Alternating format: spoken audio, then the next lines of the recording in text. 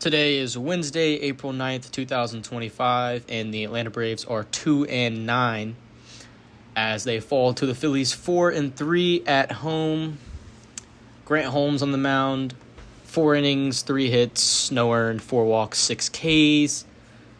Not a bad night for Grant Holmes, but again, the offense fails to come clutch with runners in scoring position tonight, and the bullpen lets us down once again.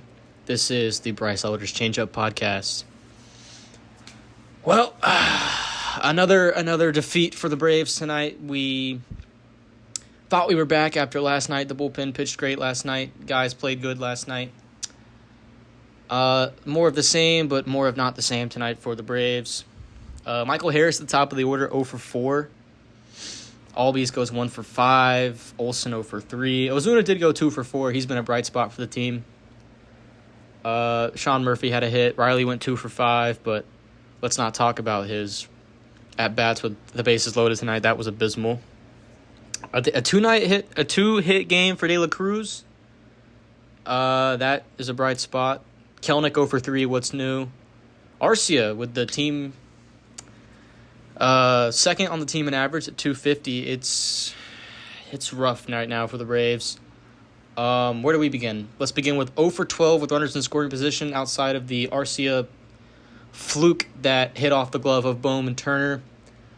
The Braves signed got a new hitting coach, Tim Heyer, in the offseason. He was super respected across the league, but clearly the approach is not there right now for the Braves offense. Riley, Olsen, Albies all need to step up. They're the so-called leaders of the team, and so far they have been the opposite of that. They've been quiet. They don't have energy. That's one thing that I miss with Freddie and Dansby. They provided that spark, that energy. An issue with the Braves right now is we have no fired up guys. We have no spark. Yeah, you don't have guys like Ronald back. You miss players like Freddie. You miss players like Josh Donaldson. And you don't have guys like the Phillies do, like Schwarber and Marsh. That's just a huge, huge impact they bring with their energy. An issue for the Braves, one of many, I think, is there's no fire. After the World Series, the organization has kind of just been on a coasting course. I mean, when was the last time the Braves got in any sort of brawl or the benches cleared? You have to go all the way back to 2019 for an incident that doesn't involve Ronald Acuna, and that was Josh Donaldson against the Pirates. And the last time the Braves had a benches clearing brawl with anyone named Acuna, it was 2023. So last year, that was pretty soft. And that's just a good sign of the team's spark when the team is fired up and they're getting, excited. They're getting behind the players. That's always a good sign. Another thing is Snitker doesn't get tossed. Snitker isn't involved in the game anymore. You don't see him chirping at the umpire. You don't see him chirping at players. This was something you saw a lot in his first years in 2016, 17, and 18. And it's something that I think really needs to come back. He only got tossed one time last year, and it was in September during the playoff race. And that provided a spark. The team went on a 2-game winning streak after that. A 2-game winning streak. Oh, look at us. Look at us. Now he just kind of sits down there and shakes his head. I mean, there's no accountability. There's no fight in this team. The team goes down and the team looks dead. Olsen looks dead. Olsen looks like he has no emotions. Murphy has no emotions. Riley has no emotions. Always goes up there and swings for the fences and misses. It's really just an organizational issue at this point where the Braves just don't have guys that are assholes. They don't have guys that want to step up and make big plays. Austin Riley, let's talk about him for a second. 7 people left on base for Austin Riley tonight. He did have the game-tying home run, which, makes up for a little bit of it. But at the end of the day, you can't go 0 for 2. That first at-bat with the base loaded was abysmal. You can't pop it up on the infield. Just look at Riley's last 2 years. He hit 256 last year in 110 games. It's not ideal. It's a huge drop-off from the World Series year, which he hit 303. I expect him to finish around 250, 240 again this year. That's just unacceptable from your cornerstone third baseman, the guy you pay the big bucks. Look at the other side of the infield. Matt Olson, he's only hit over 260 twice in his 10-year career. I think it's time to accept that Matt Olson's just not the guy we saw in 2023. He's a double strikeout home run guy. He's not going to provide much athletic spark. He's not going to provide much energy to the team, but he's going to hit you a home run here and there. He's going to get a double. He's going to strike out a bunch of times too. He was 0 for 3 tonight. His average is down to 211. It's just You go up and down this lineup and you see holes. Orlando Arcia should have been canned 2 years ago. Not going after Willy Adames in the offseason was a huge, huge miss. I mean, you could argue that he's batting 184 for the Giants this year, but everyone knows that a guy's first year at the new club is always going to be a down season. Look at Paul Goldschmidt. He won the MVP after having a down year with the Cardinals in his second season. Olsen's second year was, take a guess, 2023. The year the whole offense was elite. But since then, everyone's just been towards the bottom of the barrel when it comes to just efficiency. I think ownership has failed this team. This team cannot remain competitive with people like the Phillies, the Dodgers, the Yankees. We just don't have the sluggers. We don't have the guys. You can't have a rotation with Grant Holmes, A.J. Smith-Shawver, and Bryce Elder. I mean, that's just never going to win you a World Series. The bullpen is just aging bums. These guys like Diaz-Bel Hernandez, Dylan Lee, these are guys that back in 2021, 2020, they were coming in low leverage spots. They were coming in with the team's down 6-1. You bring in Dylan Lee to mop up some duty. Now you have Dylan Lee coming in a high leverage spot, and I mean, what's going to happen? These guys just aren't cut for the big moment. You don't have players that embrace the big moment. They run from the big moment. They have no spark. There's no one in the clubhouse. I mean, it's just all around a disaster fire for the Braves organization right now. What do you do? What do we do? I think you have to bank on the fact that this team can get it together at some point and limp their way through the month of April and get to May where they can be competitive with Strider and Acuna coming back. That's a big if, though, because Strider hasn't pitched in months. He hasn't pitched in over a year at this point, and who knows what he's going to look like when he gets back. Acuna, the first year after his injury, he came back. He was mid at best, so who knows what he's going to do. But I think his energy alone will provide a spark. But are the Braves going to be competitive enough until that point to where that even matters when they come back? If the Braves are 9-30 when Acuna comes back, what's the point of even playing him? I mean, I don't want to get him to get injured again. Same goes for Strider. If Strider comes back and we're 9-30, don't start him. Make him come out of the bullpen. Let him ease his way in. There's no rush for these guys to come back if the team's not going to be competitive. It's just an absolute dumpster fire of a start to the season. I think it's the worst start to the season I've ever seen in my lifetime. I mean, you just look up and down this lineup, and it's just trash. Just straight trash performances from these guys. Outside of Ozuna, the whole team needs to be ashamed of themselves. They really do. I mean, let's just take a look at our upcoming games and just see if there's any hope on the horizon. We play tomorrow at 7:15. It's Jesus Luzardo against Mr. Schwellenbach. Schwellenbach's 1-0. Hasn't allowed a run yet this year. 3 hits, 14 Ks, 1 walk, 14 innings. Jesus Luzardo shoves. He's been great this year. 2-0, 1.50 ERA, 12 innings pitched, 7 hits, 19 Ks. Let's take a look at the Braves' offense against Luzardo in their careers. The only 2 people with home runs are Matt Olson and Marcell Ozuna. Ozuna's batting .300 against him, 3 for 10. The highest average on the team against Luzardo is going to be Albies. He's 4 for 13. But outside of that, it's Arcia is 1 for 8. Harris is 1 for 8. Ozuna, I mean, it's just Riley is 4 for 18. He's batting .222 against him. It's going to be a tough matchup tomorrow. I think the bats are really going to have to explode tomorrow. And, man, it's just rough right now as a Braves fan. There's not much to be excited about. The bullpen is just... I don't understand ownership. Liberty Media has so much money. They have the battery. They just spent however much money they bought on that park outside, and they don't want to invest that into a bullpen. I think at some point you have to put some blame on Alex Anthopoulos. Yes, 2021 is a huge success. It's a victory. We won the World Series, but I've always thought that he got lucky with those deadline moves, bringing in Soler, bringing in Jock Peterson, who we really miss at this point, swing and a miss, not bringing back Jock Peterson and taking Rosario. Rosario was the last guy we should have took in that scenario. If you look at his moves in the past, he's never gone out and splashed on a big free agent. It's always been through trades. It's never been through the free agent market. I mean, outside of Donaldson and Ozuna, there hasn't really been much. I mean, Chris Sale was a 2-year deal. That was at the time when we signed Chris Sale. That was a toss-up. Who knew what Chris Sale was going to bring you at that point? It's just it's really shameful just the way this organization is run.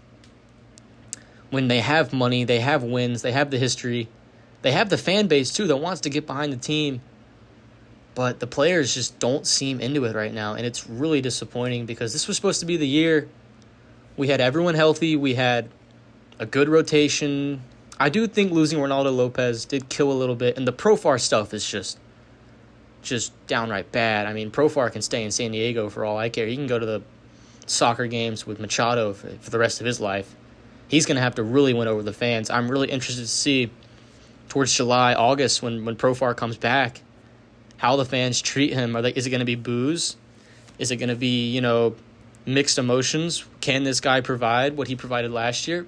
Especially now that the question all is on his ability. Was he juiced last year? I mean, there's just a lot of question marks for the team this year. I don't see this team winning over 80 games at this point.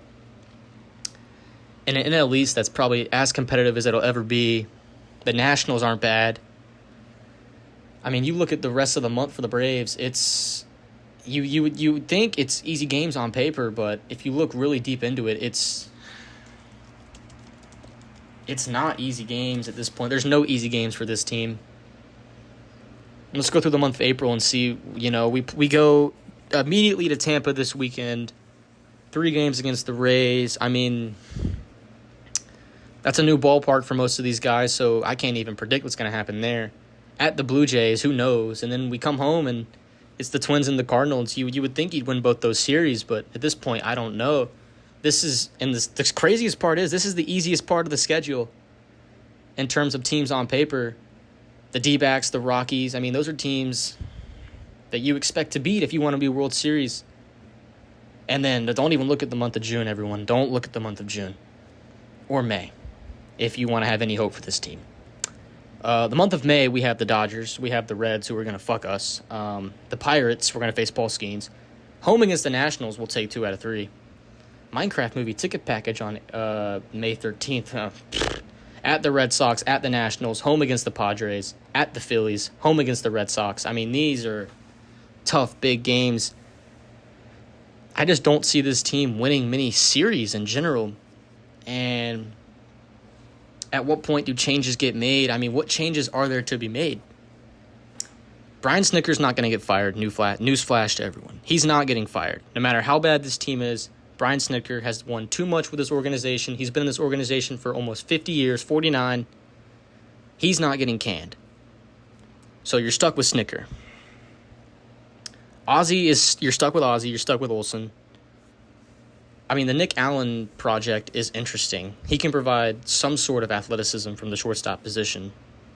I'd argue that he should be starting every day, even though Arcia is actually putting up good numbers. But how long can he? He always has drop-offs. He never is consistently consistent. Riley does not look like the player I expect more Riley regression. He does not look like the player that he was 3, 4, 5 years ago. When he came up in 2019, that offense was electric. Him in left field, Donaldson at third. He's not the same player he was. The outfield right now is abysmal.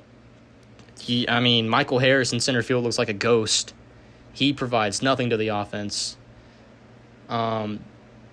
He is only 24, but I mean, it's about time. This is his 3rd season now. You would think the numbers would be trending up. 4th season, apologies. No, the numbers are actually gone down every season for Harris. If you look at 2022, his rookie year, he had his most home runs. In 114 games, he hit 297. Look at last year. In 110 games, he had 260. I mean, these averages are going down. The team is regressing. And if changes aren't made, I think you have to look at leadership in the clubhouse, who's stepping up, who's making the decisions. Let's talk about the bullpen for a little bit. I think that the bullpen was a big issue. Everyone knew it was going to be a big issue coming into the offseason, and what did we do? We did absolutely nothing. No accountability from the ownership to help the bullpen, nothing whatsoever. We have Pierce Johnson, who just hangs curveballs. He, in no shape or form, should be the 8th inning guy. Absolutely not. Bummer's fine. I have no issue with Bummer. He comes in there and he gets outs. Dylan Lee needs to be sent to China. Get Dylan Lee out of here. I don't care what you say about the numbers. He does not pass the eye test for me. De Los Santos can go, walk off a cliff. Diaz-Bell is fine. I mean, Diaz-Bell... Iglesias, we need to talk about Iglesias. Iglesias has regressed. Everyone forgets that he's 35. He's been around the league for a while. He's not going to be elite for, more than 2 years at a time. That's how the reliever market works, is you have 2 or 3 good seasons and then you're pretty mid. He was really good on the Reds early on in his career. Decent on the Angels. He came here, he was lights out. But through 4 games this year, I mean, he's got an ERA of 4. He's already 0-2. He's already blown 2 saves. He's allowed 2 earned runs. They're both 2 nukes that cost us the game. You could argue that the bullpen pitched well tonight, which honestly isn't a bad take, but you can't throw that pitch to Turner. You can't throw that pitch to Ohtani in LA. That's just not going to get the job done. I think it's just new walkout music. That walkout music is shameful. The rotation when Strider comes back is a high point. If Chris Sale doesn't land on the IL, because I do think we're nearing towards a Chris Sale 15-day mystery IL stint. He looks gassed. He's only throwing 90, 91. Nowhere near what he was last year. People are hitting him. I know it's only been 3 starts, but I think it's time we start to be a little bit concerned about Chris Sale and watch for that start this weekend and see how that does. Schwellenbach looks like the ace. Tomorrow's a huge game. He has to pitch like the ace. It's a huge one. Losing Ronaldo Lopez, that's the 3-starter, hypothetically. That's going to do it. And then where do you go from there? I mean, it's Smith-Shawver, who should be nowhere near the rotation. He should be at the most a long relief guy. Same goes for Grant Holmes. I don't care if he didn't blow out a run tonight. He only went 4 innings and pitched over 100 pitches. I mean, that's not efficient whatsoever. I think Grant Holmes is best in a long relief role. I mean, you have, what do you have in the organizational depth is also very, very lacking. I mean, Waldrop, there's just no future. There's nothing to look forward to. There's no energy, and there's no nothing. I mean, Strider comes back, I would argue put him in the pen. Let him be the closer. I mean, that would at least provide a little bit. You have Kimbrel, who's in the minors, who, I mean, he's old. He's not going to provide nothing. He's washed. It's a cool story, cool to see. Rafael Montero is interesting. That was a good sign by the Braves. He did have a really good year last year, or 2 years ago, or whatever it was. I mean, he is 34. He's aging. He'll provide a little bit. Bryce Elder. The fact that we are still watching Bryce Elder pitch in 2025 is an absolute joke. Okay? Bryce Elder should be nowhere near the Atlanta Braves organization, nowhere near the Atlanta Braves MLB roster, nowhere near Gwinnett. Okay? Bryce Elder is not a major league pitcher. And one of the biggest mistakes we made as an organization was not trading him the year he was an all-star at the deadline. Everyone knew he was a fraud. And it was just because it was his first season. He should have been shipped out for some organizational depth, but we didn't do that. And what has he done since then? He's blown playoff games. He's abysmal. He really is one of the worst pitchers I've seen in a Braves uniform to take the mound consistently. There's so many guys like that too that just get forgotten. Darius Vines, that project, oh man. AJ Smith-Shawver should not be pitching playoff games. He should not. Alex Anthopoulos should have more accountability, more people around him that tell him, hey, maybe this, isn't the direction we want to go as a franchise. And I understand people give him credit for 21. People say he locked up all our stars. He locked up the guys you want to see locked up. It's fine. But those guys he locked up, it's on them to prove they're worth the money they're getting paid. And Riley's not doing that. Olson's not doing that. Albies isn't doing that. Harris isn't doing that. It's really, really sad to see the state of the franchise. I think Drake Baldwin is a bright spot. I think Drake Baldwin's going to be a decent ball player.